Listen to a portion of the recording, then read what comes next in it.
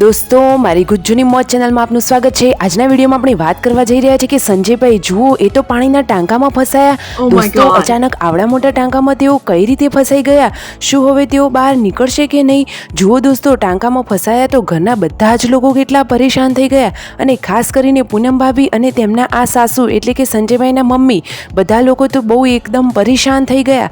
દોસ્તો જુઓ, આ રહ્યું એ ટાંકું। જુઓ, ઘરના બધા જ લોકો ચિંતા કરવા લાગ્યા છે કે હવે સંજયભાઈની શું હાલત થશે। દોસ્તો તો શું તમને શું લાગે છે, તેઓ ટાંકામાંથી બહાર નીકળશે? અરે દોસ્તો, અરે એમાં એવું હતું કે ટાંકું ઘણા ટાઈમથી ખાલી હતું, તો તેમને સાફ કરવા માટે જવાનું હતું, તો તેઓ ટાંકું સાફ કરવા માટે ટાંકાની અંદર જતા તો રહ્યા, પરંતુ હવે બહાર નીકળી શકશે કે નહીં તેનો આખો લાઈવ વિડીયો જોવા મળશે તમને મારા આ વિડીયોમાં। મારી ચેનલ ઉપર નવા હોય તો ચેનલને લાઈક શેર અને સબસ્ક્રાઈબ કરવાનું ભૂલતા નહીં। ફટોફટ લાઈક શેર અને સબસ્ક્રાઈબ કરી દો ફૂલ વિલેન ઠાકોર ફેમિલી બ્લોગ ચેનલ। તો ચાલો દોસ્તો, વિડીયોમાં હું તમને બતાવું, આખો વિડીયો અંત સુધી જોજો। છેલ્લે આખો વિડીયો બતાવેલો છે કે સંજયભાઈ નીકળી શકે છે કે નહીં, અને નીકળવાની તેઓ કેવી કોશિશ કરી રહ્યા છે। જુઓ, બધા લોકો ભેગા થઈને તેમને ટાંકામાંથી બહાર કાઢવાની કોશિશ કરી રહ્યા છે।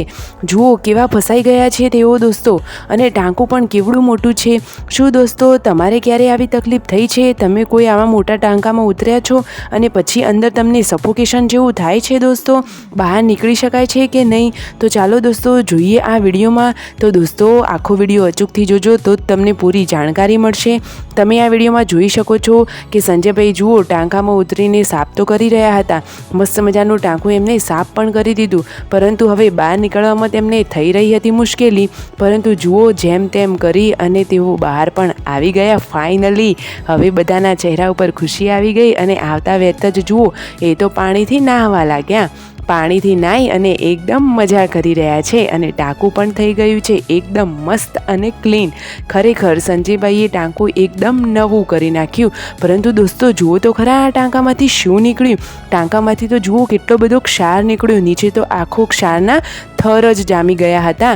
શું દોસ્તો, તમારા ઘરે આવા મોટા ટાંકા છે?